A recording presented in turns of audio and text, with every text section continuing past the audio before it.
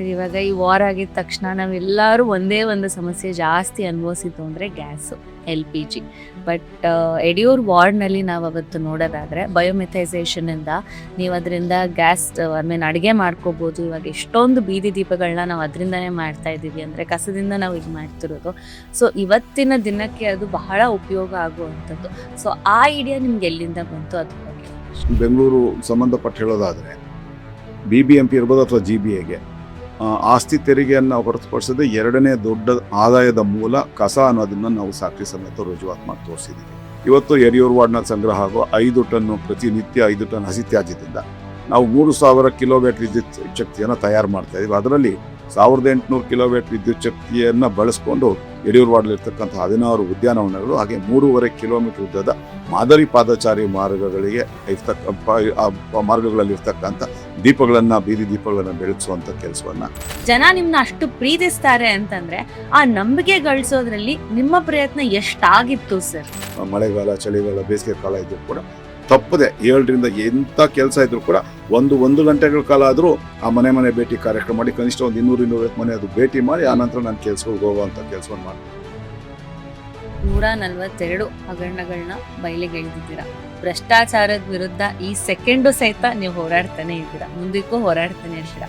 ಅದರಲ್ಲಿ ಅಪಾಯಕಾರಿಯಾದಂಥ ಹಗರಣ ಯಾವುದು ಸರ್? ಈಗಿನ ಸರ್ಕಾರದಲ್ಲಿ ಸಚಿವರಾಗಿ ಕೆಲಸ ಮಾಡ್ತಾ ಇರ್ತಕ್ಕಂಥ 13 ಜನ ಸಚಿವರ ವಿರುದ್ಧ, ಹಾಗೆ 21 ಜನ ಶಾಸಕರ ವಿರುದ್ಧ, ಹಾಗೆ 47 ಜನ ಗುತ್ತಿಗೆದಾರರು, ಹಾಗೆ 191 ಜನ ಭ್ರಷ್ಟ ಅಧಿಕಾರಿಗಳ ವಿರುದ್ಧ FIRಗಳು ದಾಖಲಾಗಿದೆ. ಅದರಲ್ಲಿ ಪ್ರಮುಖವಾದಂಥದ್ದು ಅಂದರೆ ಸೋನಿಯಾ ಗಾಂಧಿ ಅವರ ಮುದ್ದಿನ ಅಳಿಯ ರಾಬರ್ಟ್ ವಾದ್ರಾ ಅವರ ಮೇಲೂ ಕೂಡ ಇಡಿಯಲ್ಲಿ ದಾಖಲಾಗಿರ್ತಕ್ಕಂಥ EIRಗಳೇನಿದೆ ಅದು ಒಂದು ತಾವರೆಕೆರೆ ಹೋಬಳಿ ಮಾಗಡಿ ರಸ್ತೆಯಲ್ಲಿ 1100 ಎಕರೆ ಇದನ್ನು ಶಿವರಾಜ್ ಸಿಂಗ್ ಚೌಹಾಣ್ ಈಗ ಕೇಂದ್ರ ಸಚಿವರು, ಮಧ್ಯಪ್ರದೇಶದ ಮುಖ್ಯಮಂತ್ರಿಗಳಾಗಿದ್ದಂಥವರು 2024 ನವೆಂಬರ್ನಲ್ಲಿ ನಡೆದಂಥ ಚುನಾವಣೆ, ಮಧ್ಯಪ್ರದೇಶದ ವಿಧಾನಸಭೆ ಚುನಾವಣೆ ನಡೆದಂಥ ಸಂದರ್ಭದಲ್ಲಿ ಈ ವಿಷಯವನ್ನೇ ಪ್ರಧಾನವಾಗಿ ಇಟ್ಕೊಂಡು ಅಲ್ಲಿ 4 ದಿನ ಕ್ಯಾಂಪ್ ಮಾಡಿದ್ದಂಥ ಪ್ರಿಯಾಂಕಾ ವಾದ್ರಾ ಅವರಿಗೆ ಸೆಡ್ಡೋಡಿ ಅಂತ ಅವರಿಗೆ ಸವಾಲನ್ನು ಪ್ರಶ್ನೆಗಳನ್ನು ಹಾಕುವಂಥ ಪ್ರಯತ್ನವನ್ನು ಮಾಡಿದ್ರು. ಸುಮಾರು 9600 ಕೋಟಿಗೂ ಹೆಚ್ಚು ಮೌಲ್ಯ ಇರತಕ್ಕಂಥ 1100 ಎಕರೆಗಳಷ್ಟು ವಿಸ್ತೀರ್ಣದ ಸರ್ಕಾರಿ ಸ್ವತ್ತು, ಸಂಪೂರ್ಣ ಸರ್ಕಾರಿ ಸ್ವತ್ತು. ಆ ಸ್ವತ್ತನ್ನು ಈಗಾಗಲೇ ಬೇಲಿ ಹಾಕ್ಕೊಂಡಿದ್ದಾರೆ. ಅದನ್ನು ಕೂಡ ನಾನು ಕಾನೂನು ಹೋರಾಟ ತುಂಬ ಗಂಭೀರವಾಗಿ ಮಾಡ್ತಾ ಇರುವಂಥದ್ದು. ಈ ಹೋರಾಟದಲ್ಲಿ ಹಲವಾರು ಅಪಾಯಗಳನ್ನು ನಾನು ಎದುರಿಸಿದ್ದೆ. ಆದರೆ ಅಪಾಯಕ್ಕೆ ಎದುರು ನಿಂತ್ಕೊಂಡ್ರೆ ನಾವು ಹೋರಾಟಗಳಲ್ಲಿ ಯಶಸ್ಸನ್ನು ಸಾಧಿಸಲಿಕ್ಕೆ ಸಾಧ್ಯ ಇದೆ.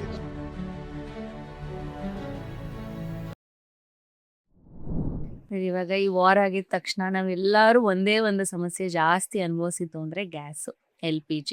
ಬಟ್ ಯಡಿಯೂರು ವಾರ್ಡ್ನಲ್ಲಿ ನಾವು ಅವತ್ತು ನೋಡೋದಾದರೆ ಬಯೋಮೆಥೈಸೇಷನಿಂದ ನೀವು ಅದರಿಂದ ಗ್ಯಾಸ್ ಅಡುಗೆ ಮಾಡ್ಕೋಬೋದು. ಇವಾಗ ಎಷ್ಟೊಂದು ಬೀದಿ ದೀಪಗಳನ್ನ ನಾವು ಅದರಿಂದನೇ ಮಾಡ್ತಾ ಇದ್ದೀವಿ, ಅಂದರೆ ಕಸದಿಂದ ನಾವು ಇದು ಮಾಡ್ತಿರೋದು. ಸೊ ಇವತ್ತಿನ ದಿನಕ್ಕೆ ಅದು ಬಹಳ ಉಪಯೋಗ ಆಗುವಂಥದ್ದು. ಸೊ ಆ ಐಡಿಯಾ ನಿಮ್ಗೆ ಎಲ್ಲಿಂದ ಬಂತು ಅದ್ರ ಬಗ್ಗೆ?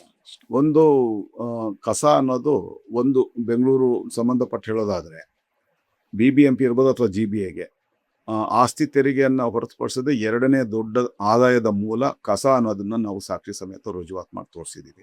ಹೇಗೆ ಅಂತಂದರೆ 2013-14 ಸಾಲಿನಲ್ಲಿ ಇಲ್ಲಿ ನಾವು ಜೈವಿಕ ಅನಿಲ ಘಟಕವನ್ನು, ಅಂದರೆ ಬಯೋಮೆಥನೇಷನ್ ಪ್ಲಾಂಟ್ನ ನಾವು ನಿರ್ಮಾಣ ಮಾಡೋದ್ರ ಮೂಲಕ ಕೇವಲ 70 ಲಕ್ಷ ರೂಪಾಯಿ ವೆಚ್ಚದಲ್ಲಿ ಆ ಒಂದು ಘಟಕವನ್ನು ನಿರ್ಮಾಣ ಮಾಡಿದ್ದು. ಇವತ್ತು ಇಡೀ ಭಾರತದಲ್ಲೇ ಯಶಸ್ವಿಯಾಗಿ ವೇಸ್ಟ್ ಟು ಎನರ್ಜಿ ಆ ಪ್ರಾಜೆಕ್ಟನ್ನು ಇಂಪ್ಲಿಮೆಂಟ್ ಮಾಡಿರ್ತಕ್ಕಂಥ ಏಕೈಕ ವಾರ್ಡ್, ಅಂದರೆ ತ್ಯಾಜ್ಯದಿಂದ ವಿದ್ಯುತ್ ಶಕ್ತಿಯನ್ನು ತಯಾರು ಮಾಡ್ತಾ ಇರ್ತಕ್ಕಂಥ ಭಾರತದ ಏಕೈಕ ವಾರ್ಡ್ ಅಂತ ಹೇಳಿ ಆ ಖ್ಯಾತಿಗೆ ಪಾತ್ರವಾಗುವಂಥ ಅದಕ್ಕೆ ನಾವು ಮಾಡಿರ್ತಕ್ಕಂಥ ನಮ್ಮ ಜನರ ಸಹಕಾರದಿಂದ ಇವತ್ತು ಯಡಿಯೂರು ವಾರ್ಡ್ನಲ್ಲಿ ಸಂಗ್ರಹ ಆಗೋ 5 ಟನ್ನು ಪ್ರತಿನಿತ್ಯ 5 ಟನ್ ಹಸಿ ತ್ಯಾಜ್ಯದಿಂದ ನಾವು 3000 ಕಿಲೋವ್ಯಾಟ್ ವಿದ್ಯುತ್ ಶಕ್ತಿಯನ್ನು ತಯಾರು ಮಾಡ್ತಾ ಇದ್ದೀವಿ. ಅದರಲ್ಲಿ 1800 ಕಿಲೋವ್ಯಾಟ್ ವಿದ್ಯುತ್ ಶಕ್ತಿಯನ್ನು ಬಳಸ್ಕೊಂಡು ಯಡಿಯೂರು ವಾರ್ಡ್ಲಿರ್ತಕ್ಕಂಥ 16 ಉದ್ಯಾನವನಗಳು ಹಾಗೆ 3.5 ಕಿಲೋಮೀಟರ್ ಉದ್ದದ ಮಾದರಿ ಪಾದಚಾರಿ ಮಾರ್ಗಗಳಿಗೆ ಮಾರ್ಗಗಳಲ್ಲಿರ್ತಕ್ಕಂಥ ದೀಪಗಳನ್ನು ಬೀದಿ ದೀಪಗಳನ್ನು ಬೆಳಗಿಸುವಂಥ ಕೆಲಸವನ್ನು ಮಾಡೋದ್ರ ಮೂಲಕ BBMP ಯಡಿಯೂರು ವಾರ್ಡಿನ ಉದ್ಯಾನವನಗಳು ಮತ್ತು ಈ ಪಾದಚಾರಿ ಮಾರ್ಗಗಳಲ್ಲಿ ಬಳಕೆ ಮಾಡುವಂಥ ವಿದ್ಯುತ್ ಶಕ್ತಿಗೆ ಏನು 17,40,000 ರೂಪಾಯಿ ಸರಾಸರಿ ಬೆಸ್ಕಾಂಗೆ ಕಟ್ತಾ ಇತ್ತು, ಅದನ್ನು ತಡೆಯುವಂಥ ಕೆಲಸವನ್ನು ಮಾಡೋದ್ರ ಮೂಲಕ ಯಡಿಯೂರು ವಾರ್ಡಿನ ಉದ್ಯಾನವನಗಳನ್ನು ಬೆಸ್ಕಾಂ ಪವರ್ ಫ್ರೀ ಮಾಡುವಂಥದ್ದು ಯಶಸ್ವಿಯಾಗಿದ್ದೀವಿ. ಅದ್ರ ಜೊತೆಗೇನೆ ಆ ಹಸಿ ತ್ಯಾಜ್ಯದಿಂದ ಉತ್ಪತ್ತಿಯಾಗುವಂಥ ತ್ಯಾಜ್ಯ ದ್ರಾವಣ, ಅಂದರೆ ಸ್ಲರಿ ಅಂತ ಏನು ಕರಿತೀವಿ, ಅದರಿಂದ ಪ್ರತಿನಿತ್ಯ ನಾವು 40,000 ಲೀಟ್ರಷ್ಟು ಸಾವಯವ ಗೊಬ್ಬರವನ್ನು ನಾವು ತಯಾರು ಮಾಡಿಕೊಂಡು ಆಗಿನ ಇಂದಿನ BBMPಯ ದಕ್ಷಿಣ ವಲಯದಲ್ಲಿರುವಂಥ 6 ವಿಧಾನಸಭಾ ಕ್ಷೇತ್ರಗಳಲ್ಲಿರುವಂಥ 256 ಉದ್ಯಾನವನಗಳಿಗೆ ಆ ಗೊಬ್ಬರವನ್ನು ಪೂರೈಕೆ ಮಾಡೋದ್ರ ಮೂಲಕ ಅಲ್ಲಿಯವರೆಗೆ ಪಾಲಿಕೆ ಈ 256 ಉದ್ಯಾನಗಳು ಖರ್ಚು ಮಾಡ್ತಾ ಇದ್ದಂಥ ರಾಸಾಯನಿಕ ರಸಗೊಬ್ಬರ ಕೆಮಿಕಲ್ ಫರ್ಟಿಲೈಸರ್ನ ಪರ್ಚೇಸ್ ಮಾಡಲಿಕ್ಕೆ ಅಂತ ಹೇಳಿ 71 ಲಕ್ಷ ರೂಪಾಯಿ ಅಷ್ಟು ಹಣವನ್ನು ವೆಚ್ಚ ಮಾಡ್ತಾ ಇತ್ತು. ಅದನ್ನು ಸಂಪೂರ್ಣವಾಗಿ ಉಳಿತಾಯ ಮಾಡೋದ್ರ ಮೂಲಕ ಇವತ್ತು 1,10,00,000 ರೂಪಾಯಿಯಷ್ಟು ಹಣವನ್ನು ಕೇವಲ ಯಡಿಯೂರು ವಾರ್ಡಿಂದ ಉತ್ಪತ್ತಿಯಾಗುವಂಥ ಹಸಿ ತ್ಯಾಜ್ಯದಿಂದ ನಾವು ಪಾಲಿಕೆಗೆ ಆದಾಯದ ರೂಪದಲ್ಲಿ ಮಾಡಿಕೊಡ್ತಾ ಇದ್ವಿ. ಇದನ್ನು 198 ವಾರ್ಡ್ಗಳಲ್ಲಿ ಅದನ್ನು ಇವರು ಸ್ಥಾಪನೆ ಮಾಡಿದ್ದೇ ಆದರೆ ಕನಿಷ್ಠ 2,000 ಕೋಟಿ ರೂಪಾಯಿ ಅಷ್ಟು ಹಣ ವರ್ಷಕ್ಕೆ BBMPಗೆ ಸಿಗತ್ತೆ ಅನ್ನೋದನ್ನ ನಾವು ಸಾಕ್ಷಿ ಸಮೇತ ಮಾಡ್ತೋರ್ತೀವಿ. ಆದರೆ ಇಚ್ಛಾಶಕ್ತಿ ಬೇಕು. ದುರಂತ ಅಂದರೆ ಒಬ್ಬ ಕಸದ ಗುತ್ತಿಗೆದಾರನಿಂದ 1 ಲಕ್ಷ 2 ಲಕ್ಷ 3 ಲಕ್ಷದಷ್ಟು ಹಣ ಪ್ರತಿ ತಿಂಗಳು ಕಿತ್ಕೊಳ್ಳೋದ್ರಲ್ಲೇ ಅವರ ಆಸಕ್ತಿ ತೋರಿಸುವಂಥ ಇಂದಿನ ಜನಪ್ರತಿನಿಧಿಗಳಿರೋದು ಕಾರ್ಪೊರೇಟರ್ಗಳು ಎಲ್ಲರೂ ಅಂತ ಹೇಳಲ್ಲ, ಎಲ್ಲ ಒಂದಷ್ಟು ಜನ, ಒಂದು 7-8 ಜನ ಮಾತ್ರ ಈ ರೀತಿ ಭ್ರಷ್ಟಾಚಾರ ರಹಿತವಾದಂಥ ಆಡಳಿತವನ್ನು ಕೊಟ್ಟಿರ್ತಕ್ಕಂಥ ಪಾಲಿಕೆ ಸದಸ್ಯರು 2010ರಿಂದ 2020 ಅವಧಿಯಲ್ಲಿ. ಹಾಗಾಗಿ ಅವರಿಗೆ ಆ ಇಚ್ಛಾಶಕ್ತಿಯ ಕೊರತೆ ಇರೋದ್ರಿಂದ, ಅವರಿಗೆ ವಾಮ ಮಾರ್ಗದಲ್ಲಿ ಹಣವನ್ನು ಸಂಪಾದನೆ ಮಾಡಬೇಕು ಅನ್ನೋ ದೃಷ್ಟಿನೇ ಇರೋದ್ರಿಂದ ಈ ರೀತಿ ನೈಸರ್ಗಿಕವಾಗಿ ನಾವು ವಿದ್ಯುತ್ ಶಕ್ತಿಯನ್ನು ತಯಾರು ಮಾಡ್ಬೋದು. ಆ ಮೂಲಕ ವಿದ್ಯುತ್ ಶಕ್ತಿ ಸಮಸ್ಯೆಯನ್ನು ಹಾಗೆ ಗೊಬ್ಬರದ ಸಮಸ್ಯೆಯನ್ನು ನಾವು ನಿರ್ಮೂಲನೆ ಮಾಡ್ಬೋದು ಅನ್ನೋ ಒಂದು ಐತಿಹಾಸಿಕ ಸತ್ಯವನ್ನು ಅವ್ರು ಕಂಡುಕೊಳ್ಳದೆ ಈ ಥರ ಮಾಡಿರುವಂಥದ್ದು. ಆದರೆ ಈಗ ಅಧಿಕಾರಿಗಳ ಅವಧಿಯಲ್ಲಿ 5.5 ವರ್ಷಗಳಿಂದ ಇರುವಂಥ ಸಂದರ್ಭ ಇವರು ಮಾಡಲಿಕ್ಕೆ ಅವಕಾಶ ಇತ್ತು. ಆದರೆ ಅಧಿಕಾರಿಗಳು ಕೂಡ ಆ ಕಸದಿಂದ ಎಷ್ಟು ತಾವು ಶ್ರೀಮಂತರಾಗ್ಬೋದು ಅನ್ನೋದು ಬೇರೆ ಬೇರೆ ದಾರಿಗಳನ್ನ ಕಂಡುಕೊಳ್ತಾ ಇದ್ದಾರೆ ಹೊರತು ಈ ಕಸದಿಂದ ಈ ಸಮಸ್ಯೆಗಳನ್ನು ರಾಷ್ಟ್ರೀಯ ಮಟ್ಟದಲ್ಲಿ ಅಂತಾರಾಷ್ಟ್ರೀಯ ಮಟ್ಟದಲ್ಲಿ ಗಮನ ಸೆಳೆಯುವಂಥ ಕೆಲಸವನ್ನು ಮಾಡ್ಬೋದು ಅಂತೇಳಿ ನಾವು ರುಜುವಾತು ಮಾಡಿಕೊಟ್ಟಿದ್ರು ಕೂಡ ಇದೇ ಯಡಿಯೂರು ವಾರ್ಡಿನ ಈ ಒಂದು ಬಯೋಮೆಥೇನೇಷನ್ ಪ್ಲಾಂಟ್ ಸಕ್ಸಸ್ಫುಲ್ಲಾಗಿ ನಡೀತಾ ಇರೋವಂಥ ಈ ಸಂದರ್ಭದಲ್ಲಿ ಕೇಂದ್ರ ಸರ್ಕಾರ ಇದುವರೆಗೆ 3 ಸಲ ನಮ್ಮ BBMP ಅಧಿಕಾರಿಗಳನ್ನ ಕರೆದು ಸದನ ಸಮಿತಿಯಲ್ಲಿ ಸನ್ಮಾನ ಮಾಡಿ ಕಳಿಸಿರುವಂಥದ್ದು.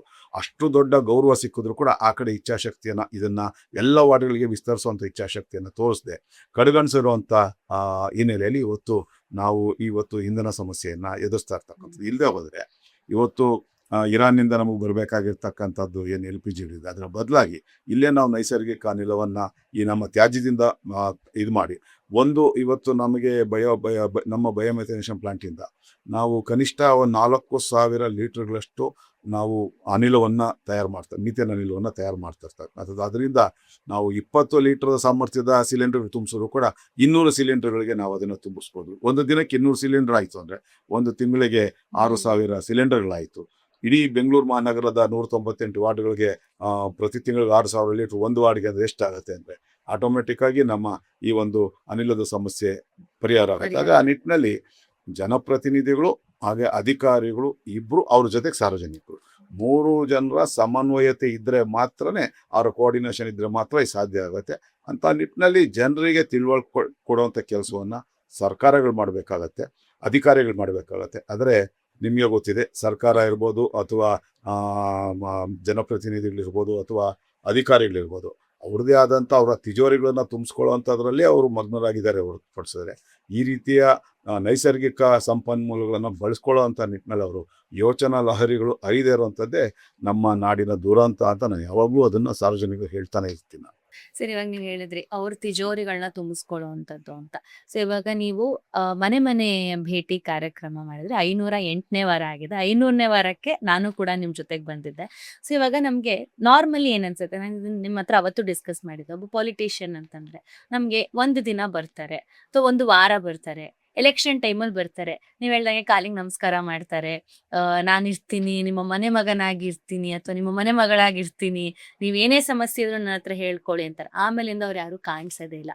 ಸೊ ಇವಾಗ ನೀವು 16 ವರ್ಷಗಳಿಂದ ಸತತವಾಗಿ 508ನೇ ವಾರ ಅದು ಪ್ರತಿಯೊಬ್ಬರನ್ನು ಮಾತಾಡಿಸ್ಕೊಂಡು ಸಣ್ಣ ಸಣ್ಣ ಸಮಸ್ಯೆಗಳು ಅವ್ರು ಹೇಳ್ತಾ ಇದ್ದು, ಮರದ ಕೊಂಬೆ ಅಲ್ಲಾಡ್ತಾ ಇದೆ, ಓಡಾಡಕ್ಕೆ ಭಯ ಆಗತ್ತೆ ಅಂತ. ಅಂದ್ರೆ ನಾವು ಮನೆಯವ್ರ ಹತ್ರ ಮಾತ್ರ ಆತರ ಸಣ್ಣ ಸಣ್ಣ ಸಮಸ್ಯೆಗಳ ಹತ್ರ ಹೋಗೋದೇನೋ ನಂಗೆ ಏನೋ ಇಲ್ಲಿ ಕಾಲ್ ಲೇಟ್ ಆಯ್ತು ಆತರ ಅಂತ. ಸೊ ಮೊದಲನೇದಾಗಿ ಆ ನಂಬಿಕೆ ಗಳಿಸೋ ಅಂತದ್ದು. ಫಸ್ಟ್ಲಿ ಯಾರು ನಂಬೋದಿಲ್ಲ, ಗೆಲ್ಲದಿಕ್ಕೋಸ್ಕರ ಮಾಡ್ತಿದ್ದಾರೆ ಅಂತ ಅಂದ್ಕೊಂತಾರೆ, ಅಧಿಕಾರ ಇದ್ದಾಗ ಮಾತ್ರ ಅಂತ. ಇವಾಗ ನಿಮ್ಗೆ ಅಧಿಕಾರದಲ್ಲಿ ಇಲ್ಲದೆ ಇದ್ರೂ ಕೂಡ ಜನ ನಿಮ್ನ ಅಷ್ಟು ಪ್ರೀತಿಸ್ತಾರೆ ಅಂತಂದ್ರೆ ಆ ನಂಬಿಕೆ ಗಳಿಸೋದ್ರಲ್ಲಿ ನಿಮ್ಮ ಪ್ರಯತ್ನ ಎಷ್ಟಾಗಿತ್ತು ಸರ್? ಯಾಕಂದ್ರೆ ಇಟ್ಸ್ ಅ ಬಿಗ್ ಥಿಂಗ್. ಅದು ನಮ್ಮ ಪ್ರಯತ್ನ ಅನ್ನೋದಕ್ಕಿಂತಲೂ ಅದು ನಮ್ಮ ಕರ್ತವ್ಯ. ಯಾಕಂತಂದ್ರೆ ಅವರು ಯಾವ ನಂಬಿಕೆಗಳನ್ನ ಇಟ್ಕೊಂಡು ನಮ್ಮನ್ನ ಜನಪ್ರತಿನಿಧಿಗಳಾಗಿ ಅವರ ಜನಪ್ರತಿನಿಧಿಯಾಗಿ ಆಯ್ಕೆ ಮಾಡಿ ಕಳಿಸ್ತಾರೆ, ಅವರ ನಂಬಿಕೆಗಳನ್ನ ಅವರ ವಿಶ್ವಾಸವನ್ನ ಉಳಿಸ್ಕೊಳ್ಳೋ ಅಂತ ಕೆಲಸವನ್ನು ಮಾಡಬೇಕು. ಎಲ್ಲ ಒಂದು ಚುನಾವಣೆ ಬರುವಂತ ಸಂದರ್ಭ ಸಂದರ್ಭದಲ್ಲಿ ಮಾತ್ರ ಹೋಗಿ ಅವ್ರ ಕಾಲಿಗೆ ಬೀಳೋದು, ಮತಭಿಕ್ಷೆ ಕೇಳೋದು. ಅವ್ರನ್ನ ನಾವು ರಾಜಕಾರಣಿಗಳು ಅನ್ನೋದಕ್ಕಿಂತಲೂ ಅವಕಾಶವಾದಿಗಳು ಅಂತಲೇ ಹೇಳಕ್ಕೆ ಇಷ್ಟಪಡ್ತೀನಿ. ಜನರು ಕೂಡ ಸ್ವಲ್ಪ ಮರು ಜಾಸ್ತಿ ಜನರಿಗೆ. ಆದರೆ ಇಂಥದನ್ನೆಲ್ಲ ನೆನಪಲ್ಲಿ ಇಟ್ಕೋಬೇಕು.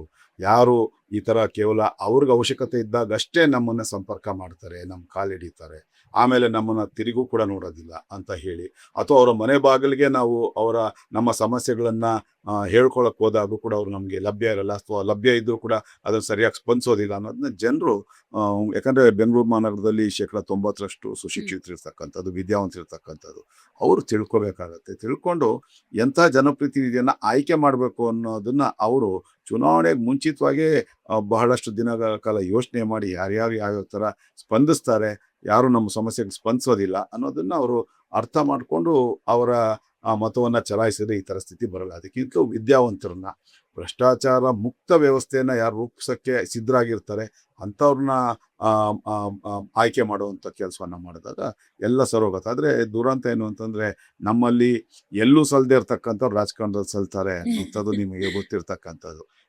SSLC ಫೇಲ್ ಆಗಿರ್ತಕ್ಕಂಥವ್ರು ಇರ್ಬೋದು, ಅಥವಾ ಬೇರೆ ಬೇರೆ ಕಾಯಕದಲ್ಲಿ ಇರುವಂಥವ್ರು ರಾಜಕಾರಣವನ್ನು ಗಂಭೀರವಾಗಿ ಪರಿಗಣಿಸದೆ ಅವರು ಚುನಾವಣೆಗೆ ಖರ್ಚು ಮಾಡುವಂಥ ಹಣವನ್ನು, ನಾನು ಈ ವಿಷಯವನ್ನು ಭಾಳ ಸ್ಪಷ್ಟವಾಗಿ ಹೇಳ್ತೀನಿ, ಅವರ ಚುನಾವಣೆಗೆ ಖರ್ಚು ಮಾಡುವಂಥ ಹಣವನ್ನು ಅವರು ಬಂಡವಾಳ ಅಂತ ಯಾರು ತಿಳ್ಕೊಂಡಿರ್ತಾರೆ, 99% ಜನ ರಾಜಕಾರಣಿಗಳು, ಈಗಿನ ರಾಜಕಾರಣಿಗಳು, ಹಿಂದೆ ಇರಲಿಲ್ಲ, 1-2 ದಶಕಗಳ ಮುಂಚೆ ಈ ರೀತಿ ಇರಲಿಲ್ಲ, ಯಾರು ತಮ್ಮ ಚುನಾವಣಾ ವೆಚ್ಚಗಳನ್ನು ಬಂಡವಾಳ ಅಂತ ತಿಳ್ಕೊಂಡಿರ್ತಾರೆ ಅವ್ರು ಯಾವತ್ತೂ ರಾಜಕಾರಣಿ ಆಗಕ್ಕೆ ಸಾಧ್ಯ, ನಿಜವಾದ ಜನನಾಯಕ ಆಗ್ಲಿಕ್ಕೆ ಸಾಧ್ಯ ಇಲ್ಲ. ಕೇವಲ ಅವರು ನೋಡಿ, ಇವತ್ತು ನೀವು ನೋಡಿದಾಗ ಬಹಳಷ್ಟು ಜನ ರಿಯಲ್ ಎಸ್ಟೇಟ್ ರಾಜಕಾರಣಿಗಳು, ರಿಯಲ್ ಎಸ್ಟೇಟಲ್ಲಿ ತಮ್ಮನ್ನು ತೊಡಗಿಸ್ಕೊಂಡಿರ್ತಕ್ಕಂಥವ್ರೆ ರಾಜಕಾರಣಿಗಳಾಗಿರ್ತಕ್ಕಂಥದ್ದು.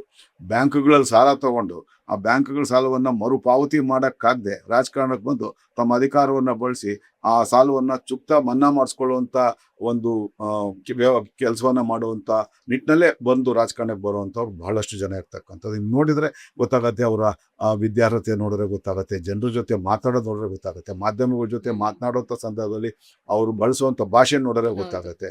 ಹಾಗಾಗಿ ಜನರು ಸ್ವಲ್ಪ ಎಚ್ಚೆತ್ಕೋಬೇಕು. ಹಾಗಾಗಿ ಇವತ್ತು ಜನರು ಬಹಳಷ್ಟು ತಿಳುವಳಿಕೆ ಇದೆ, ಅದರಲ್ಲಿ ಸಾಮಾಜಿಕ ಜಾಲತಾಣಗಳು ಬಹಳ ಇವಾಗ ಪರಿಣಾಮಕಾರಿಯಾಗಿ ಕೆಲಸ ಮಾಡ್ತಿರ್ತಕ್ಕಂಥದ್ದು. ಕನಿಷ್ಠ ಆಯಾ ತಮ್ಮ ಜನಪ್ರತಿನಿಧಿಗಳು ಯಾವ ರೀತಿ ಕೆಲಸ ನಿರ್ವಹಿಸ್ತಾ ಇದ್ದಾರೆ, ಸಾರ್ವಜನಿಕರ ಜೊತೆ ಯಾವ ರೀತಿ ಸ್ಪಂದಿಸ್ತಾ ಇದ್ದಾರೆ ಅನ್ನೋ ವಿಷಯಗಳನ್ನು ಅರ್ಥ ಮಾಡಿಕೊಂಡು ಅವರ ಆಯ್ಕೆಗೆ ಮುಂದಾದಾಗ ಇಂಥ ಸಮಸ್ಯೆಗಳಿಗೆ ಪರಿಹಾರ ಸಿಗುತ್ತೆ. ಆದರೆ ನನಗೆ ವೈಯಕ್ತಿಕವಾಗಿ 1 ವಾರ ತಪ್ಪಿದ್ರೆ ಕೂಡ ಏನೋ ಒಂದು ಕಳ್ಕೊಂಡಂಥ ಭಾವನೆ. ಹಾಗಾಗಿ ಅದು ಮಳೆ ಇರಲಿ, ಚಳಿ ಇರಲಿ, ಮಳೆಗಾಲ, ಚಳಿಗಾಲ, ಬೇಸಿಗೆ ಕಾಲ ಇದ್ರೂ ಕೂಡ ತಪ್ಪದೆ 7ರಿಂದ ಎಂಥ ಕೆಲಸ ಇದ್ರೂ ಕೂಡ 1 ಗಂಟೆಗಳ ಕಾಲ ಆದರೂ ಆ ಮನೆ ಭೇಟಿ ಕಾರ್ಯಕ್ರಮ ಮಾಡಿ ಕನಿಷ್ಠ ಒಂದು 200-250 ಮನೆ ಅದು ಭೇಟಿ ಮಾಡಿ ಆನಂತರ ನಾನು ಕೆಲಸಗಳಿಗೆ ಹೋಗುವಂಥ ಕೆಲಸವನ್ನು ಮಾಡ್ತೀನಿ. ಆದರೆ ಅಂಥ ಕಡಿಮೆ, ಬಹಳಷ್ಟು ಒಂದು ವರ್ಷದಲ್ಲಿ ಒಂದು ತಿಂಗಳು ಆ ಥರ ಆಗ್ಬೋದು ಅಷ್ಟೇ, 1 ವಾರ 2 ವಾರ ಆ ಥರ ಆಗ್ಬೋದು. ಅದು ಬಿಟ್ಟರೆ ಬಹುತೇಕ ವಾರಗಳು 50 ವಾರಗಳು 100-100-500 ಮನೆಗಳನ್ನು ಕಡ್ಡಾಯವಾಗಿ ಕನಿಷ್ಠ ನಾವು ಸಂಪರ್ಕ ಮಾಡಿ ಅವರ ಸಮಸ್ಯೆಗಳನ್ನು ಆಲಿಸಿ ಮಾರನೇ ದಿವಸ ಸೋಮವಾರ ಸಂಜೆ 5 ಗಂಟೆಗಳಿಗೆ ಆ ಸಮಸ್ಯೆಗಳಿಗೆ ಒಂದು ಪರಿಹಾರವನ್ನು ಕೊಡುವಂಥ ಕೆಲಸವನ್ನು ಯಶಸ್ವಿಯಾಗಿ ನಾವು ಮಾಡ್ಕೊಂಡ್ಬರ್ತಾ ಇದ್ದೀವಿ. ಅದಕ್ಕೆ ನನಗೆ ತುಂಬ ಖುಷಿಯಾಗಿರ್ತಕ್ಕಂಥದ್ದು. ಅದಕ್ಕಿಂತಲೂ ಖುಷಿ ಪಡುವಂಥದ್ದು ಒಬ್ಬ ಜನಪ್ರತಿನಿಧಿಗೆ ನಿಜವಾದ ಜನಸೇವೆ ಮಾಡಬೇಕು ಅಂತ ಹೇಳಿ ಮನಸ್ಥಿತಿ ಇರ್ತಕ್ಕಂಥವ್ರಿಗೆ ಅದಕ್ಕಿಂತಲೂ ದೊಡ್ಡ ಸೌಭಾಗ್ಯ ಇಲ್ಲ ಅಂತ ನಾನು ಈಗಿನ ದಿನದಲ್ಲಿ ಜನಪ್ರತಿನಿಧಿಯಲ್ಲಿ ಜನ ಮರ್ತೇ ಹೋಗ್ಬಿಡ್ತಾರೆ, ಬರೀ ಪ್ರತಿನಿಧಿ ಮಾತ್ರ ಎಲ್ಲರಿಗೂ ನೆನಪಿರುತ್ತೆ.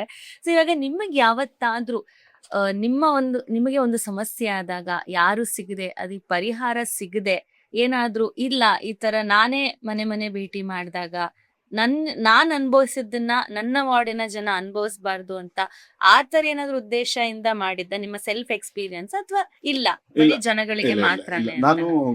ನಾನು ಹೇಳಿದ್ನಲ್ಲ, ನಾನು ಚುನಾಯಿತ ಪ್ರತಿನಿಧಿ ಆಗಕ್ಕೆ ಮುಂಚೆ ಜನರು ಸಮಸ್ಯೆಗಳನ್ನ ಎತ್ಕೊಂಡು ನಾವು ಲೀಡರ್ಗಳ ಮನೆಗೆ ಹೋಗಿದಾಗ, ಅವ್ರು ಭೇಟಿ ಮಾಡಕ್ ಹೋದಾಗ ಅವ್ರ ಮನೆಗಳ ಹತ್ರ ಬಂದು ಅವ್ರು ಕೇಳ್ತಾ ಇದ್ದಂತ ನಾನು ಹೇಳಿದ ಅದೇ ಒಂದು 5-6 ಸಮಸ್ಯೆಗಳು, ಮೂಲಭೂತ ಸೌಕರ್ಯಗಳಿಗೆ ಸಂಬಂಧಪಟ್ಟ ಸಮಸ್ಯೆಗಳನ್ನೇ.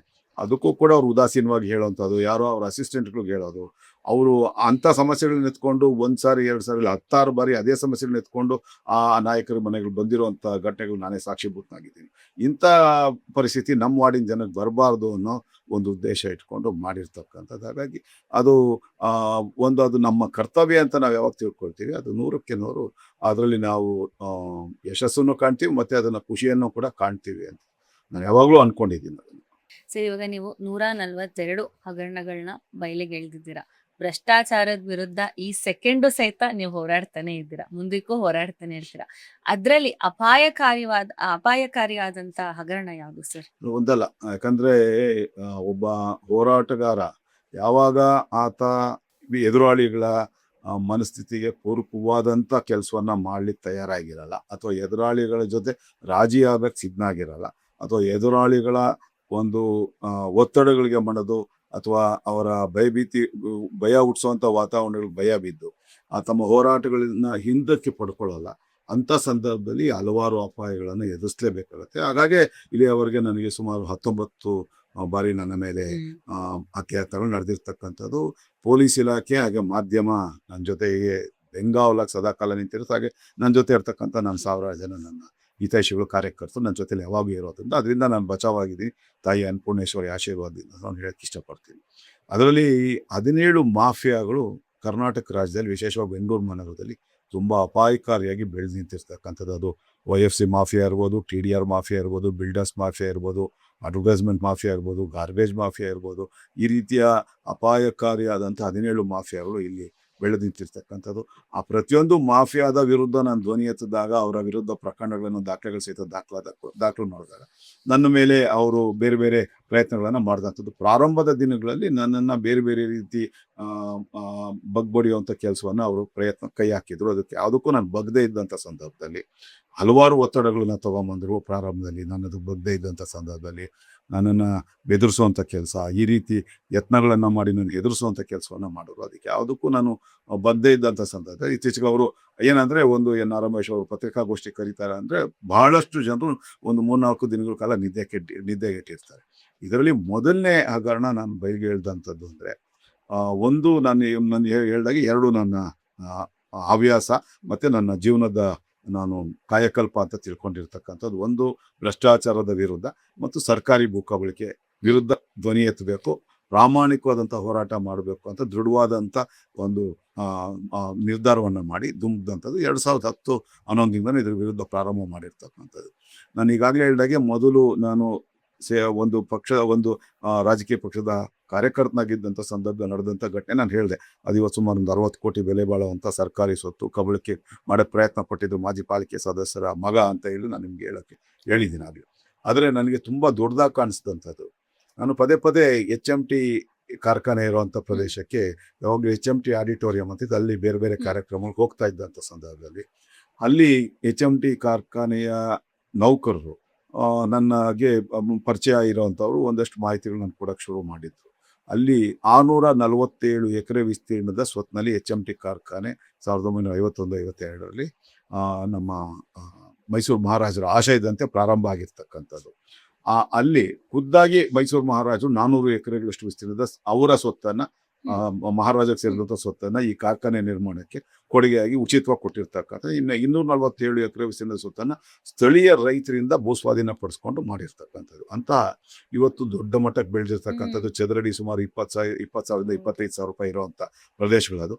ಅಲ್ಲಿ 241 ಎಕರೆಗಳಷ್ಟು ವಿಸ್ತೀರ್ಣದ ಸ್ವತ್ತನ್ನು ಯಾವುದೇ ಕೇಂದ್ರ ಸರ್ಕಾರದ, ಅದು ಪಬ್ಲಿಕ್ ಸೆಕ್ಟರ್ ಆಗಿರುವಂಥ ಸಾರ್ವಜನಿಕ ಉದ್ದಿಮೆ ಆಗಿರ್ತಕ್ಕಂಥದ್ದು, ಕೇಂದ್ರ ಸರ್ಕಾರದ ಅನುಮೋದನೆಯನ್ನು ಪಡ್ಕೊಳ್ಳದೆ ಸ್ಥಳೀಯ ಮಟ್ಟದಲ್ಲೇ ಅಧಿಕಾರಿಗಳು ಮತ್ತು ರಾಜಕಾರಣಿಗಳು ಸೇರಿ ಮಾರಾಟ ಮಾಡಿರ್ತಕ್ಕಂಥ ಒಂದು ವಿಷಯವನ್ನು ನನ್ನ ಗಮನಕ್ಕೆ ತಂದು, ಆಗಿಂದ ನಾನು ಅದನ್ನು ದಾಖಲೆಗಳನ್ನು ಕಲೆ ಹಾಕಲಿಕ್ಕೆ ಪ್ರಾರಂಭ ಮಾಡಿ 2 ವರ್ಷಗಳಾಯಿತು. ಅದರ ದಾಖಲೆಗಳು ಸಂಪೂರ್ಣವಾಗಿ ಯಾರ್ಯಾರು ಎಷ್ಟೆಷ್ಟು ಕಬಳಿಕೆ ಮಾಡಿದ್ದಾರೆ ಅಂತೇಳಿ ಸಂಪೂರ್ಣವಾದಂಥ ದಾಖಲೆಗಳು ಸಹಿತ 241 ಎಕರೆಗಳಷ್ಟು ವಿಸ್ತೀರ್ಣದ HMT ಕಾರ್ಖಾನೆ ಸರ್ಕಾರಿ ಸ್ವತ್ತನ್ನು ದೊಡ್ಡ ದೊಡ್ಡ ಪಟ್ಟಭದ್ರ ಹಿತಾಸಕ್ತಿಗಳು ಯಾರು ಕಬಳಿಸಿದ್ರು ಅವರ ವಿರುದ್ಧ ನೇರವಾಗಿ ನಾನು ನ್ಯಾಯಾಲಯದ ಕದವನ್ನು ತಟ್ಟಿ ನ್ಯಾಯಾಲಯದ ಆದೇಶದಂತೆ CBIಗೆ ಅದು ವರ್ಗಾವಣೆ ಆಗಿ, CBIನಲ್ಲಿ ಘಟಾನುಘಟಿಗಳ ವಿರುದ್ಧ ಜಾವೇದ್ ಅಂತ HMT ಕಾರ್ಖಾನೆಯ ಅಧ್ಯಕ್ಷರಾಗಿದ್ದರು. ದಾವನಂ ಜ್ಯುವೆಲರ್ಸ್ ಅಂತ ಎಲ್ಲ ಇದೆಯಲ್ಲ, ಅದರಲ್ಲಿ ಕೂಡ ಅವರು ಪಾಲುದಾರರಾಗಿದ್ದಾರೆ.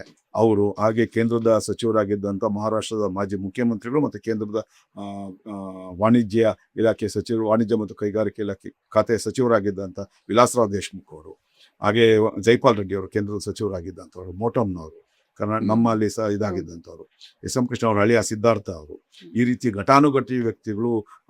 ಟಾಟಾ ಹೌಸಿಂಗ್ ಕಾರ್ಪೊರೇಷನ್ ಉಪಾಧ್ಯಕ್ಷರಾಗಿದ್ದರು ಅವರು ಸಿದ್ಧಾರ್ಥ ಅವರು.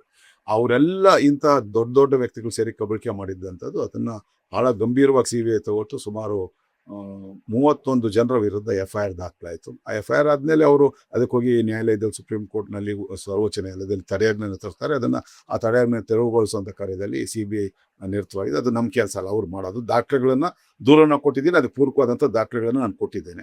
ಹಾಗಾಗಿ ನನ್ನ ಅಂತಿಮ ಹೇಳಿಕೆ ಕೂಡ ಈಗಾಗಲೇ ರೆಕಾರ್ಡ್ ಆಗಿದೆ.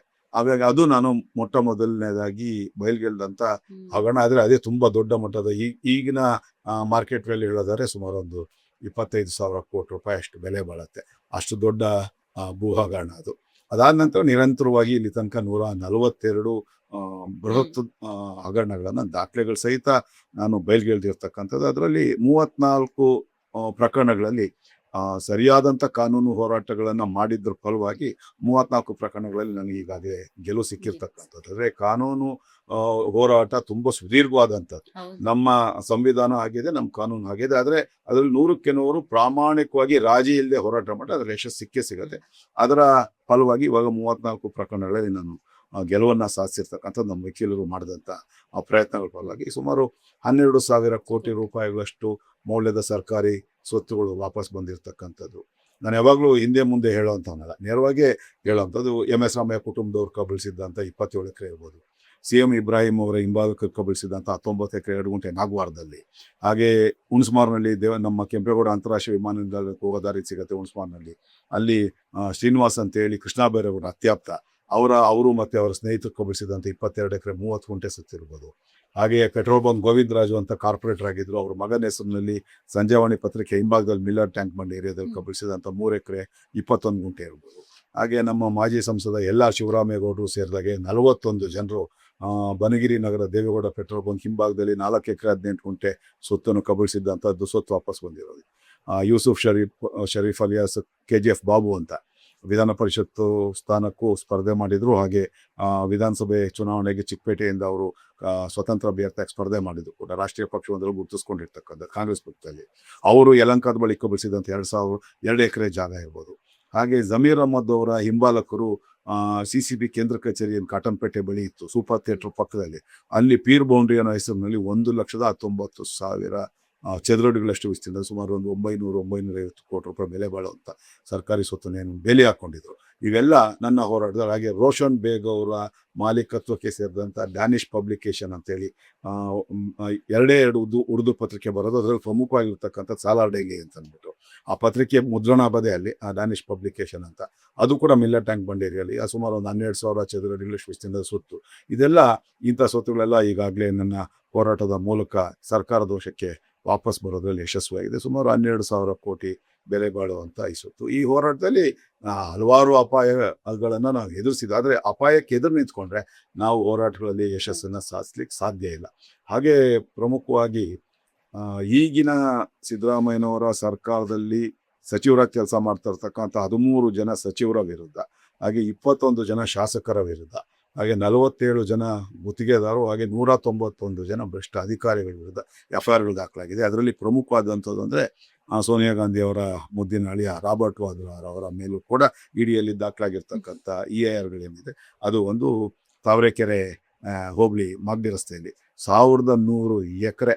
ಇದನ್ನು ಇವರು ನಮ್ಮ ಶಿವರಾಜ್ ಸಿಂಗ್ ಚೌಹಾಣ್ ಈಗ ಕೇಂದ್ರ ಸಚಿವರು, ಮಧ್ಯಪ್ರದೇಶದ ಮುಖ್ಯಮಂತ್ರಿಗಳಾಗಿದ್ದಂಥವರು, 2024 ನವೆಂಬರ್ನಲ್ಲಿ ನಡೆದಂಥ ಚುನಾವಣೆ, ಮಧ್ಯಪ್ರದೇಶದ ವಿಧಾನಸಭೆ ಚುನಾವಣೆ ನಡೆದಂಥ ಸಂದರ್ಭದಲ್ಲಿ ಈ ವಿಷಯವನ್ನೇ ಪ್ರಧಾನವಾಗಿ ಇಟ್ಕೊಂಡು ಅಲ್ಲಿ 4 ದಿನ ಕ್ಯಾಂಪ್ ಮಾಡಿದ್ದಂಥ ಪ್ರಿಯಾಂಕಾ ವಾದ್ರಾ ಅವರಿಗೆ ಸೆಡ್ಡೋಡಿ ಅಂತ ಅವರಿಗೆ ಸವಾಲನ್ನು ಪ್ರಶ್ನೆಗಳನ್ನು ಹಾಕುವಂಥ ಪ್ರಯತ್ನವನ್ನು ಮಾಡಿದ್ರು. ಸುಮಾರು 9,600 ಕೋಟಿಗೂ ಹೆಚ್ಚು ಮೌಲ್ಯ ಇರತಕ್ಕಂಥ 1,100 ಎಕರೆಗಳಷ್ಟು ವಿಸ್ತೀರ್ಣದ ಸರ್ಕಾರಿ ಸ್ವತ್ತು, ಸಂಪೂರ್ಣ ಸರ್ಕಾರಿ ಸ್ವತ್ತು. ಆ ಸ್ವತ್ತನ್ನು ಈಗಾಗಲೇ ಬೇಲಿ ಹಾಕ್ಕೊಂಡಿದ್ದಾರೆ. ಅದನ್ನು ಕೂಡ ನಾನು ಕಾನೂನು ಹೋರಾಟ ತುಂಬ ಗಂಭೀರವಾಗಿ ಮಾಡ್ತಾ ಇರುವಂಥದ್ದು. ಅದರ ಜೊತೆಗೆ ಕಾಂಗ್ರೆಸ್ ಪಕ್ಷದ ಸಾಗರೋತ್ತರ ಘಟಕದ ಅಧ್ಯಕ್ಷ ಅಂತ ಓವರ್ಸೀಸ್ ಪ್ರೆಸಿಡೆಂಟ್ ಯಾರಿದ್ದಾರೆ, ಸ್ಯಾಮ್ ಪಿತ್ರೋಡಾ ಅಂತ, ಅವರು ಯಲಹಂಕ ಬಳಿ ಗಿಡಮೂಲಿಕೆ ಸಸ್ಯಗಳನ್ನು ಅಧ್ಯಯನ ಮಾಡುವಂಥ ಕೇಂದ್ರವನ್ನು ಮಾಡಬೇಕು ಅಂತ ಹೇಳೇನು ಒಂದು 15 ಎಕರೆಗಳಷ್ಟು ಮೀಸಲು ಅರಣ್ಯ ಪ್ರದೇಶವನ್ನು 5 ವರ್ಷದ ಗುತ್ತಿಗೆಗೆ ತೊಗೊಂಡಿದ್ರು.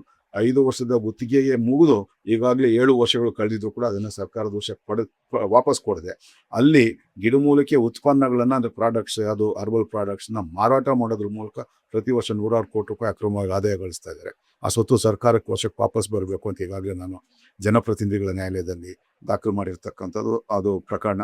ಹಾಗೆ ಸಿದ್ದರಾಮಯ್ಯ ಸರ್ಕಾರದ ಮೊದಲನೇ ವಿಕೆಟ್ ಪತನ ಅಂತ ಏನು ಪ್ರಾರಂಭದಲ್ಲಿ ಆಯಿತು, ನಾಗೇಂದ್ರ ಅಂತ ಏನು ನಾಗೇಂದ್ರ ಬಳ್ಳಾರಿ ಅವರು ಯಾವ ಸಚಿವ ಸ್ಥಾನಕ್ಕೆ ರಾಜೀನಾಮೆ ಕೊಟ್ಟರು, ವಾಲ್ಮೀಕಿ ಹಗರಣ 187 ಕೋಟಿ ಮೊತ್ತದ ಸರ್ಕಾರದ ಹಣವನ್ನ ಖಾಸಗಿ ಬ್ಯಾಂಕ್ಗೆ ವರ್ಗಾವಣೆ ಮಾಡಿ, ಆ ಖಾಸಗಿ ವರ್ಗಾವಣೆ 14 ಅಕೌಂಟ್ಗಳಿಗೆ ಏನು ವರ್ಗಾವಣೆ ಆಗಿತ್ತು, ಅದಕ್ಕೆ ಸಂಬಂಧಪಟ್ಟ ಹಾಗೆ ನಾನು ಕೊಟ್ಟಂತ ದಾಖಲೆಗಳನ್ನು ಆಧರಿಸಿ ಇಡಿ ಜಾರಿ ನಿರ್ದೇಶನ ಅವ್ರನ್ನ ಬಂಧನ ಮಾಡುವಂಥದ್ದು, ಅವರ ಸಚಿವಗಿರಿಗೆ ರಾಜೀನಾಮೆ ಕೊಡುವಂಥ ಪರಿಸ್ಥಿತಿ.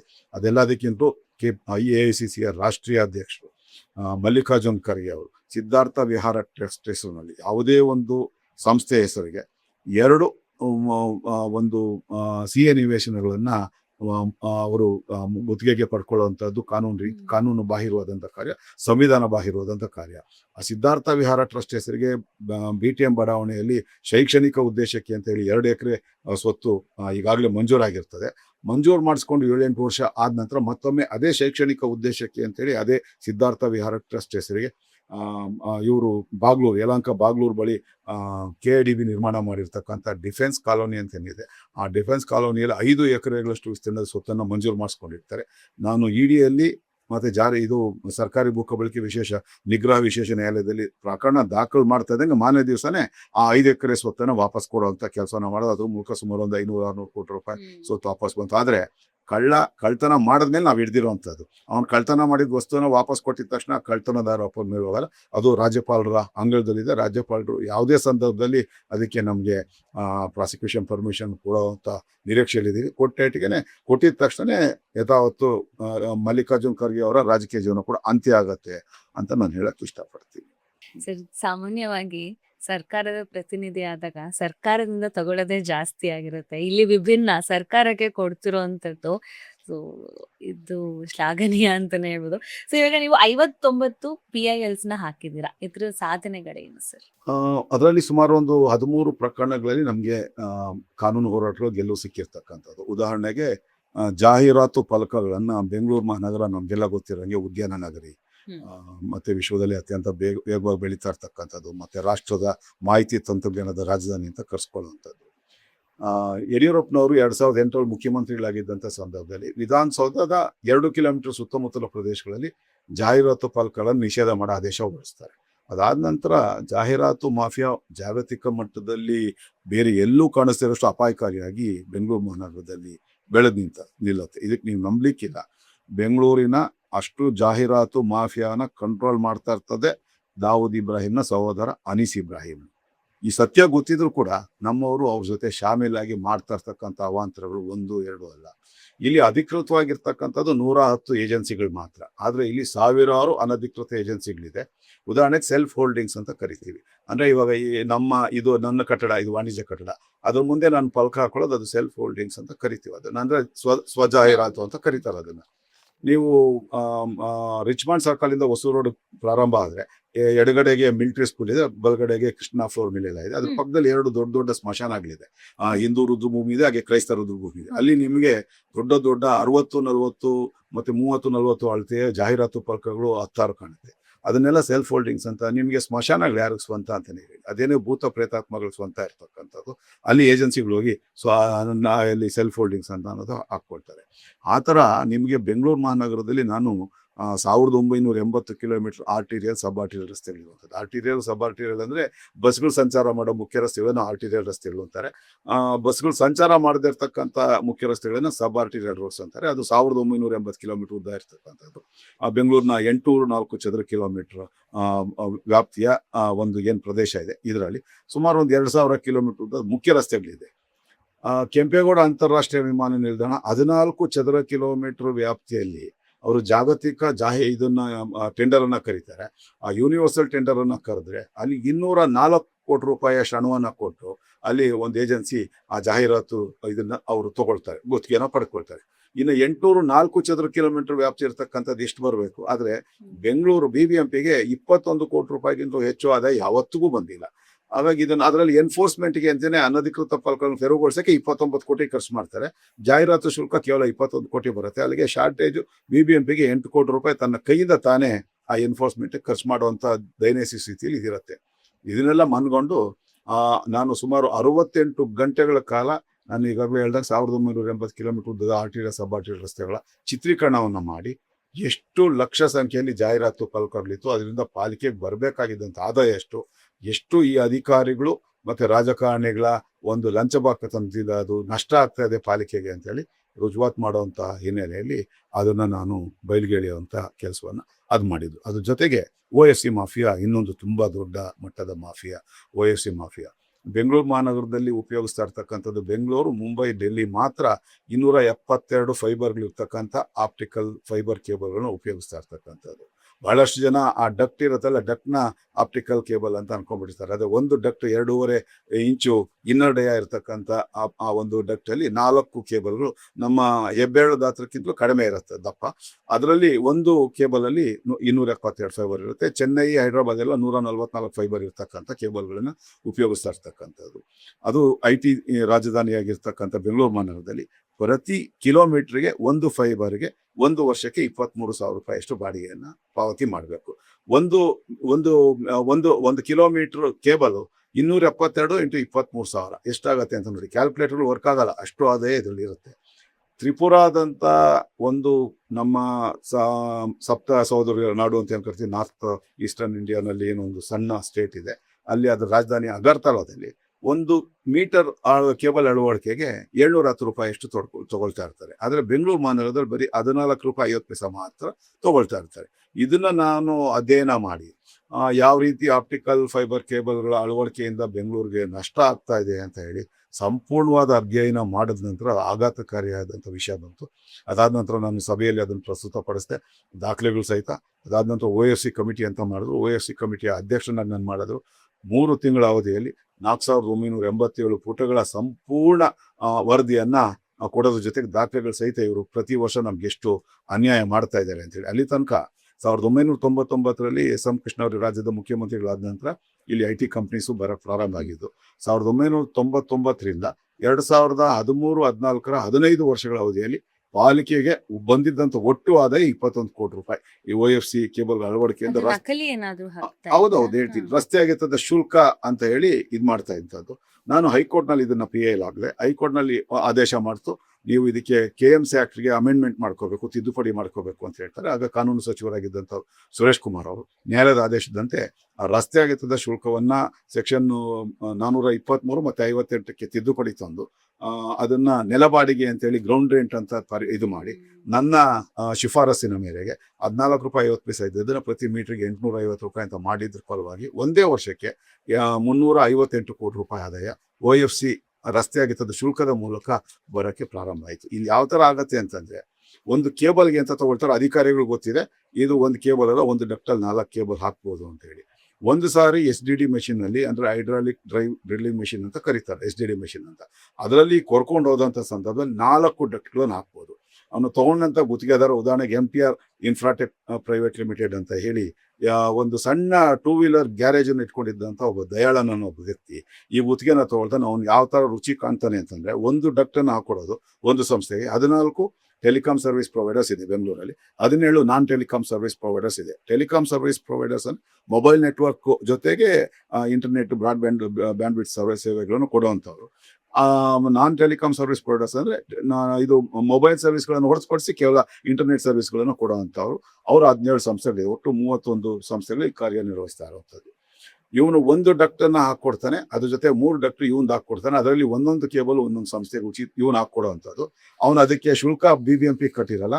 ಅವನು ನಾನು ಈಗಾಗಲೇ ಹೇಳಿದಾಗೆ 1 ಕಿಲೋಮೀಟರ್ಗೆ 1 ವರ್ಷಕ್ಕೆ ಒಂದು ಫೈಬರ್ಗೆ 23,000 ರೂಪಾಯಿ ತರ ಅವನು ಇವತ್ತು ಯಾವ ತರ ಮಾಡಿದಾನೆ. ಒಂದು ಸಣ್ಣ ಮೆಕ್ಯಾನಿಕ್ ಆಗಿದ್ದಂಥವನು ಇವತ್ತು ಪೊನ್ನೈ ಅಂತ ನಮ್ಮ ಚಿತ್ತೂರಿಂದ ಒಂದು 30 ಕಿಲೋಮೀಟರ್ ದೂರದಲ್ಲಿ ಒಂದು ಸಣ್ಣ ನಗರ ಇದೆ. ಅಲ್ಲಿ ಸುಮಾರು ಒಂದು 300-400 ಕೋಟಿ ರೂಪಾಯಿ ಅಷ್ಟು ಮೊತ್ತದಲ್ಲಿ ಒಂದು ದೊಡ್ಡ ಬ್ಲಾಕ್ ಗ್ರಾನೈಟ್ ಇದನ್ನೇ ತಗೊಂಡಿರೋದ್ರ ಜೊತೆಗೆ ಅಲ್ಲಿ ಕಟ್ಟಿರ್ತಕ್ಕಂಥ ಮನೆ ಯಾವುದೇ ನಾವಿಲ್ಲೆಲ್ಲ ನಾವು ಇದರಲ್ಲಿ ಸೋಷಿಯಲ್ ಮೀಡಿಯಲ್ಲಿ ನೋಡುವಂಥದ್ದು ಅಂಬಾನಿಯವ್ರ ಮನೆ, ಅದು ಏನೂ ಇಲ್ಲ. ಆ ದಯಾಳನ್ ಕಟ್ಟಿರೋಂಥ ಮನೆ. ಇಷ್ಟರ ಮಟ್ಟಿಗೆ OFC ಮಾಫಿಯಾ ಬೆಳೆದು ನಿಂತಿರ್ತಕ್ಕಂಥದ್ದು. ಹಾಗಾಗಿ ಒಂದು ಕೇಬಲ್ ಪರ್ಮಿಷನ್ ತಗೊಳ್ತಾರೆ, 4 ಡಕ್ಟನ್ ಹಾಕ್ತಾರೆ, ಒಂದು ಕೇಬಲ್ ಬದಲು 4 ಅಂತಾನೆ 16 ಕೇಬಲ್ಗಳನ್ನ ಮಾಡ್ಕೊಂಡು ಹೋಗುತ್ತೆ. ಇನ್ನು ಕಾಂಟ್ರಾಕ್ಟರ್ಸ್ ಯಾವ ತರ ಮಾಡ್ತಾರೆ ಅಂತಂದ್ರೆ, ಬೆಂಗಳೂರು ಮಹಾನಗರದಲ್ಲಿ ಮಳೆಗಾಲ ಬಂತು ಅಂದ್ರೆ ಕೇವಲ ರಾಜಕಾಲುವೆ ಒತ್ತುವರಿಗಳಿಂದ ಅಲ್ಲ ಈ ನೀರು ಪ್ರವಾಹದ ಪರಿಸ್ಥಿತಿ ಬರೋವಂಥದ್ದು. ಮೊದಲನೇದು ರಾಜಕಾಲುವೆಗಳು ಒತ್ತುವರಿ 842 ಕಿಲೋಮೀಟರ್ ಉದ್ದ ಇರ್ತಕ್ಕಂಥ ರಾಜಕಾಲುವೆ ಇವಾಗ ಬರೀ 402 ಮಾತ್ರ ಇದೆ. 442 ಇದೆ. 400 ಕಿಲೋಮೀಟರ್ ಉದ್ದದ ರಾಜಕಾಲುವೆಗಳು ಈಗಾಗಲೇ ಸಂಪೂರ್ಣವಾಗಿ ಒತ್ತುವರಿ ಆಗ್ಬಿಟ್ಟಿದೆ. ಆದ್ರೆ ಎರಡನೇ ದೊಡ್ಡ ಕಾರಣ ರಾಜಕಾಲುವೆಗಳು ಒತ್ತುವರಿ ಒಂದಾದ್ರೆ ಪ್ರವಾಹ ಪರಿಸ್ಥಿತಿಗೆ ಮಳೆಗಾಲದಲ್ಲಿ ಬೆಂಗಳೂರು ಮಹಾನಗರದಲ್ಲಿ. ಎರಡನೇ ಪ್ರಮುಖ ಕಾರಣ ನಮಗೆ ಇರ್ತಕ್ಕಂಥ ಬೆಂಗಳೂರು ಮಹಾನಗರದಲ್ಲಿ ಇರ್ತಕ್ಕಂಥ ಒಳಚರಂಡಿಗಳೇನಿದೆ ಸಿವೇಜು ನೀವು ಆ ಮ್ಯಾನ್ಯುವಲ್ ಚೇಂಬರ್ ಓಪನ್ ಮಾಡಿ ನೋಡಿದ್ರೆ ಅದನ್ನ ಕೂಡ ನಾನೇ ಅದನ್ನ ಪ್ರತ್ಯಕ್ಷವಾಗಿ ತೋರಿಸಿದಾಗ ಇಡೀ ಬೆಂಗಳೂರಿನ BWSS ಅಧಿಕಾರಿಗಳು BBMP ಅಧಿಕಾರಿಗಳು ಬೇಕಷ್ಟು ಬೇರ್ಗಾಗಿದ್ರು. ನಿಮಗೆ ಆ ಕೇಬಲ್ ಏನಾಗುತ್ತೆ 350 ರೂಪಾಯಿ ಒಂದು ಮೀಟರ್ಗೆ ಅಳವಡಿಕೆಗೆ ಆ ಕಾಂಟ್ರಾಕ್ಟರ್ ಕೊಡ್ಬೇಕಿರ್ತದೆ. ಸಂಸ್ಥೆಗಳು ಏರ್ಟೆಲ್ ಇರ್ಬೋದು, ಸ್ಪೈಸ್ ಇರ್ಬೋದು, ವೋಡಾಫೋನ್ ಇರ್ಬೋದು, ಇವರೆಲ್ಲ ಕೊಡ್ಬೇಕಿರುತ್ತೆ. ಅವ್ರೇನ್ ಮಾಡ್ತಾರೆ, ಇದಕ್ಕೆ ಇಷ್ಟಕ್ಕೂ SDD ಮೆಷಿನ್ ಉಪಯೋಗಿಸ್ಕೊಂಡು ಹೋದ್ರೆ ಅದು ಡೀಸೆಲ್ ವೇಸ್ಟ್ ಆಗುತ್ತೆ ಅಂತೇಳಿ ಅವ್ರೇನ್ ಮಾಡ್ತಾರೆ, ಒಂದು 100 ಕಿಲೋಮೀಟರ್ ಕೇಬಲ್ ಹಾಕ್ಬೇಕಾಗಿದ್ರೆ ಒಂದು 50-60 ಕಿಲೋಮೀಟರ್ SDD ಮೆಷಿನ್ ಅಳವಡಿಸ್ತಾರೆ. ಇನ್ನು 50-60 ಕಿಲೋಮೀಟರ್ನ ಈ ಒಳಚರಂಡಿ ಕೊಳವೆಗಳಲ್ಲಿ ಎಳ್ಕೊಂಡು ಹೋಗ್ಬಿಡ್ತಾರೆ. ಅದೇನಾಗುತ್ತೆ, ನಿಮಗೆ ಬೆಂಗಳೂರಲ್ಲಿ ಬಹುತೇಕ ಇದ್ದಿದ್ದು 6 ಇಂಚ್, ಈಗ 9 ಇಂಚಿಗೆ ಪರಿವರ್ತನೆ ಮಾಡಿದ್ದಾರೆ. ಆ 6 ಇಂಚ್ ಇರ್ತಕ್ಕಂಥ ಕೊಳವೆಗಳಲ್ಲಿ ಈ 2-3 ಡಕ್ಟ್ ಹೋಗ್ಬಿಟ್ಟಾಗ ಹರಿಬೇಕಾಗಿರೋಂಥ ನೀರಲ್ಲಿ ಕಾಲ್ಭಾಗ ಕೂಡ ಅಲ್ಲಿ ಹರಿಲಿಕ್ಕೆ ಅವಕಾಶ ಇಲ್ಲ. ಹಾಗಾಗಿ ಮ್ಯಾನ್ಯುವಲ್ ಚೇಂಬರ್ಗಳಲ್ಲಿ ಎದ್ದು ಪ್ರವಾಹದ ಪರಿಸ್ಥಿತಿ ಬರುವಂಥದ್ದು. ಇಂತಹ ಅವಾಂತರಗಳನ್ನ ಈ OFC ಮಾಫಿಯಾ ಮಾಡಿಟ್ಟಿರ್ತಕ್ಕಂಥದ್ದು. ಹಾಗೆ ಇದನ್ನ ಈ ತರ ಈ ಮಾಫಿಯಾಗೆ ಸಂಬಂಧಪಟ್ಟ ಒಂದು ಪ್ರಕರಣಗಳಲ್ಲಿ ನನಗೆ ಸುಮಾರು 13 ಪ್ರಕರಣಗಳಲ್ಲಿ ಇಲ್ಲಿ ತನಕ ಗೆಲುವು ಸಿಕ್ಕಿದೆ ಅಂತ ನಾನು ನಿಮ್ಗೆ ಹೇಳಕ್ ಇಷ್ಟಪಡ್ತೀನಿ. ಸಿದ್ದರಾಮಯ್ಯ ಅವ್ರ ಸರ್ಕಾರದಲ್ಲಿ ಅವರ ಮಂತ್ರಿಗಳ ಮೇಲೆ ಆದಂತ FIR, ಸೊ BJP ಪಕ್ಷದ ಸಹಕಾರ ಇತ್ತ ಸರ್ ಇದರಲ್ಲಿ? ನಮ್ಮ ಕೇಂದ್ರದ ವರಿಷ್ಠರ ಸಹಕಾರ ಅಂತೂ 100ಕ್ಕೆ 100 ಇದೆ. ಆದ್ರೆ ನನಗೆ ಯಾರ ಸಹಕಾರ ಮುಖ್ಯ ಅಲ್ಲ. ನಾನು ಒಂದು ದೃಢವಾದಂತ ನಿಲುವೇನಂದ್ರೆ ವ್ಯವಸ್ಥೆಯನ್ನ ಬದಲಿಸುವಂತ ನಿಟ್ಟಿನಲ್ಲಿ ಪ್ರಾಮಾಣಿಕವಾದಂತ ಪ್ರಯತ್ನವನ್ನು ಮಾಡಬೇಕು ಅಂತ. ಅದು 100ಕ್ಕೆ 100 ಸಾಧ್ಯ ಇಲ್ಲ, ಆದರೂ ಒಂದು 10%ರಿಂದ 20% ಅದು ಬದಲಾಯಿಸ್ಲಿಕ್ಕೆ ಸಾಧ್ಯ ಅಂತ ನಾನು ರುಜುವಾತುಪಡಿಸಿದ್ದೇನೆ. ಕೇವಲ ಕಾಂಗ್ರೆಸ್ ಪಕ್ಷದ ವಿರುದ್ಧದ ಮಾತ್ರ ಹೋರಾಟ ಅಲ್ಲ, ನಾನು ಹೇಳ್ತಾ ಇರೋದು ಭ್ರಷ್ಟಾಚಾರ, ಸರ್ಕಾರಿ ಭೂಕಬಳಿಕೆ. ಅದರಲ್ಲಿ ನಮ್ಮ ಪಕ್ಷದ ಅವರ ವಿರುದ್ಧ ಕೂಡ ಮಾಜಿ ಮಹಾಪೌರ್ ಇಬ್ಬರ ಮೇಲೆ ಪ್ರಕರಣ ದಾಖಲಾಯಿತು. ಒಬ್ಬರು ಶಾಸಕರ ಮೇಲೆ, ಈಗ ಹಾಲಿ ಶಾಸಕರ ಮೇಲೆ ಪ್ರಕರಣ ದಾಖಲಾಗಿದೆ. ಸರ್, ಇವಾಗ ನೀವು ಹೇಳಿದ್ರಿ ನಾನು ಕಾಂಗ್ರೆಸ್ ವಿರುದ್ಧವಾಗಿಲ್ಲ ಅಂತ, ಆದ್ರೆ ತುಂಬಾ ಜನ ಹೇಳ್ತಾರೆ ನಿಮಗೆ ಕಾಂಗ್ರೆಸ್ ಪಕ್ಷನೇ ಆಗಲ್ಲ ಅಂತ. ಹೌದಾ? ಕಾಂಗ್ರೆಸ್ ಪಕ್ಷ ಇವತ್ತೇನಿದೆ ನಮ್ಮ ದೇಶದಲ್ಲಿ ಅದು ಕೇವಲ ಭ್ರಷ್ಟಾಚಾರಿಗಳಿಂದ ತುಂಬೋದಿರ್ತಕ್ಕಂಥದ್ದು. ನೀವು ನೋಡಿದಾಗ ಅವ್ರು ಮಾಡಿರ್ತಕ್ಕಂಥ ಹಗರಣಗಳು ನೋಡಿ, ಎಯಿಂದ Z ತನಕ ಯಾವ ಅಕ್ಷರವನ್ನು ಬೆಳೆದಿರ್ತಕ್ಕಂಥ ಹಗರಣಗಳಿಂದನೇ ಪ್ರಾರಂಭ ಆಗುವಂಥದ್ದು ನಮ್ಗೆ ಗೊತ್ತಿರುವಂಥದ್ದು. ಹಾಗಾಗಿ ಅದ್ರ ವಿರುದ್ಧ ನಾನು ಧ್ವನಿ ಎತ್ತಿರುವಂಥದ್ದು. ನಾನು ಇಂಡಿಯನ್ ನ್ಯಾಷನಲ್ ಕಾಂಗ್ರೆಸ್ ಅಲ್ಲಿ ಇದ್ದಂಥವ್ರು ಲಾಲ್ ಬಹದ್ದೂರ್ ಶಾಸ್ತ್ರಿ ಅವ್ರನ್ನಾಗಲಿ, ಬಾಲ್ ಗಂಗಾಧರ್ ತಿಲಕ್ ಆಗಲಿ, ಅಂಥವ್ರನ್ನ ಯಾವತ್ತು ನಾವು ಲಾಲಾ ಲಜಪತ್ ರಾಯ್ ಆಗಲಿ ಇಂಥವ್ರನ್ನ ನಾವು ಯಾವತ್ತು ವಿರೋಧ ಮಾಡ್ಲಿಕ್ಕೆ ಸಾಧ್ಯನೇ ಇಲ್ಲ. ಈಗಿರ್ತಕ್ಕಂಥ ಈ 48 ವರ್ಷಗಳ ಇತಿಹಾಸವನ್ನು ಮಾತ್ರ ಹೊಂದಿರತಕ್ಕಂಥ ಈ ಭ್ರಷ್ಟರಿಂದನೇ ತುಂಬೋಗಿರ್ತಕ್ಕಂಥ ಈ ಒಂದು ಪಕ್ಷದ ನಾಯಕರುಗಳ ವಿರುದ್ಧ ನಮ್ಮ ಹೋರಾಟ. ಸರ್, ಇವಾಗ 19 ಬಾರಿ ನಿಮ್ಮ ಜೀವ ತೆಗೆಯೋದಕ್ಕೆ ಪ್ರಯತ್ನಗಳು ನಡೆದಿದೆ. ಮೊದಲನೇ ಬಾರಿ ಆದಾಗ ನೀವು ಯಾವ ತರ ಕ್ರಮ ತಗೊಂಡ್ರಿ? ನಿಮ್ಮ ಅನುಭವ ಹೇಗಿತ್ತು? ಅದು ಜಾಹೀರಾತು ಮಾಫಿಯಾದ ವಿರುದ್ಧ ಸಭೆಯಲ್ಲಿ, ಪಾಲಿಕೆ ಸಭೆಯಲ್ಲಿ ಮಾತನಾಡಿ ಈಚೆ ಬಂದು ಮೊಬೈಲ್ ಆನ್ ಮಾಡಿದ ತಕ್ಷಣ ನನಗೆ ಬಂದಿದ್ದು ಕರಾಚಿಯಿಂದ ಒಂದು ಕರೆ ಬಂದಿದ್ದು. ನಾನು ಅನೀಸ್ ಇಬ್ರಾಹಿಂ ಅಂತ ಹೇಳಿ ನಿನ್ನ ಉಡಾಯಿಸ್ಬಿಡ್ತೀನಿ ಅನ್ನೋ ಮಾತನ್ನ ಹೇಳ್ತೇನೆ. ಮನೆ ಮುಂದೆ ನನ್ನ ಫೈರ್ ಮಾಡುವಂಥ ಪ್ರಯತ್ನವನ್ನು ಮಾಡಿದ್ರು. ಹಾಗೆ ಚಾಮರಾಜಪೇಟೆಯಲ್ಲಿ ಒಂದು 15-16 ಜನರ ತಂಡ ಒಂದು ಸಾರಿ ಪ್ರಯತ್ನ, ಈ ತರ ಹಲವಾರು ಬಾರಿ ಆಗಿದೆ. ಅಣ್ಣವ್ರ ಬಗ್ಗೆ ಮತ್ತೆ ದೊಡ್ಡ ಮನೆ ಸಂಬಂಧ ಹೇಗೆ ಸರ್? ಯಾವತ್ತೂ ಕನ್ನಡಿಗರು ಇನ್ನ 100 ವರ್ಷಗಳಾಗ್ಲಿ 1000 ವರ್ಷ ಆಗ್ಲಿ ಯಾವ ವ್ಯಕ್ತಿಯನ್ನು ಮರಿಬಾರದು ಅಂತಂದ್ರೆ ಇಬ್ರು ಕರ್ನಾಟಕದಲ್ಲಿ ಮರೆಯಕ್ಕಾಗದಿರುವಂತ ವ್ಯಕ್ತಿಗಳು, ಒಬ್ರು ಜಗಜ್ಯೋತಿ ಬಸವಣ್ಣ ಮತ್ತೆ ರಾಜಣ್ಣ. ಯಾಕಂದ್ರೆ ಇವರಿಬ್ಬರನ್ನೇ ಕನ್ನಡಿಗರು ಅಣ್ಣ ಅಂತ ಸ್ವೀಕಾರ ಮಾಡಿರ್ತಕ್ಕಂಥದ್ದು. ಅಷ್ಟರ ಮಟ್ಟಿಗೆ ನಾವು ಭಾಗ್ಯವಂತರು ಅಂತ ಹೇಳಕ್ಕೆ ಇಷ್ಟ.